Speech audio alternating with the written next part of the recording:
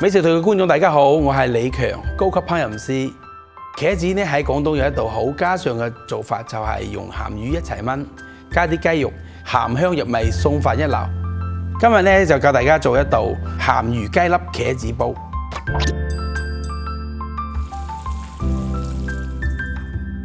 下面咧同大家分享下做呢道菜嘅小貼士。首先第一，我要用嘅雞肉咧，我會選用雞髀肉，佢特別咁嫩。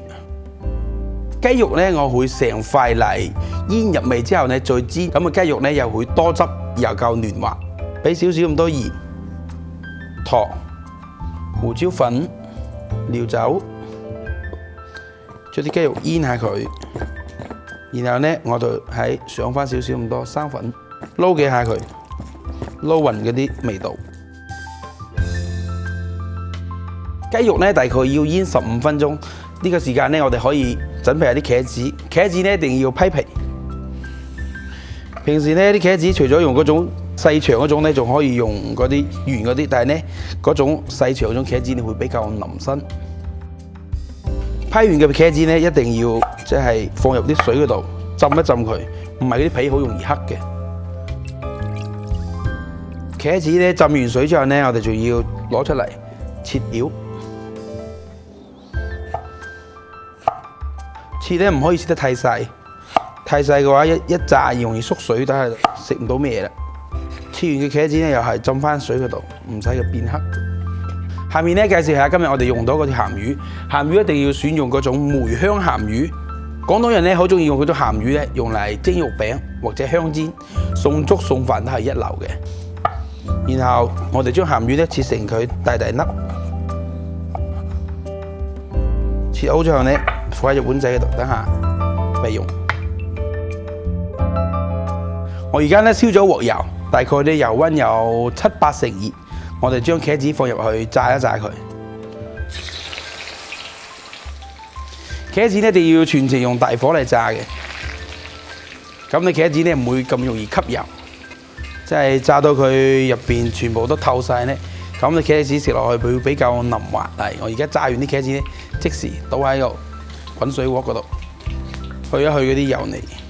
炸完茄子嘅鑊咧，我留翻少少咁多油，將啲雞髀肉咧入去煎一煎佢。煎一煎咧，會將雞髀啲肉汁咧鎖喺入邊，雞肉咧咬落去會特別嫩滑嘅。好，我哋大概煎到咧8成熟咁上下，好，我哋煎到差唔多，攞出嚟再切粒。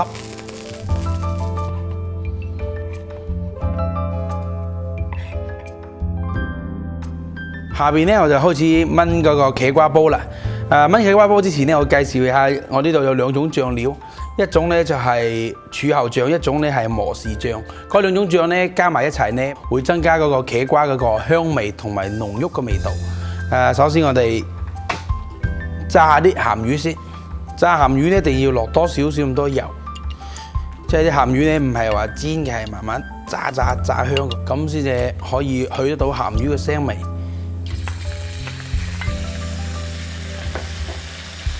我加少少薑咧，可以增加嗰種香味。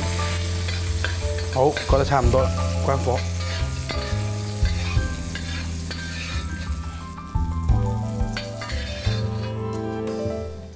炸完鹹魚咧，我唔會將啲油倒晒嘅，會留翻少少咁多油咧，用嚟爆啲料頭。啲料頭入邊咧有薑蒜同埋紅椒粒。嗱，爆到啲蒜咧出晒啲味嗰陣咧，我會落翻少少嗰啲磨豉醬、柱侯醬。啲醬咧放落去之後咧，一定要爆到佢出味，聞得到嗰陣醬味嗰陣咧，我哋灒翻少少咁多料酒，加翻啲水，水咧唔使好多嘅。然後我哋調味，加少少糖、蠔油同埋生抽。跟住我哋就擺埋啲茄子、雞粒。我哋燜嘅過程咧，一定用大火嚟燜，然後等佢快啲咁將啲汁收乾。汁咧燜到差唔多夠乾身嘅陣咧，擺埋啲鹹魚入去。炒勻佢。然後咧，我哋要打翻個芡。我出鍋之前咧，我會俾翻幾滴麻油，然後可以關火。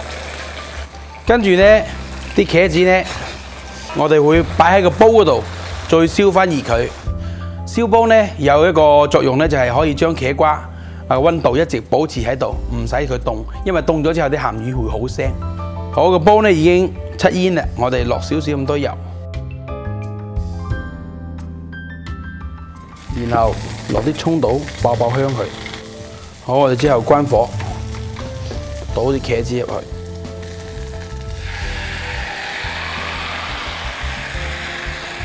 然後撒翻啲葱花。嗱，呢度鹹香入味嘅鹹魚雞粒茄瓜煲咧已經做完啦，我哋試一試佢嘅味道，正。